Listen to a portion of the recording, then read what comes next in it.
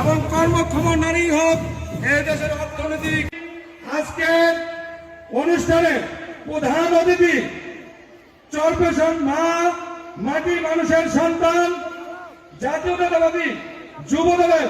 কেন্দ্রীয় সংসদের বিপ্লবী সাধারণ সম্পাদক বিএনপির জাতীয় নির্বাহী কমিটির সম্মানিত সদস্য চরপেশন মনপুরা সংসদীয় আসনের বিএনপি মনোনীত প্রার্থী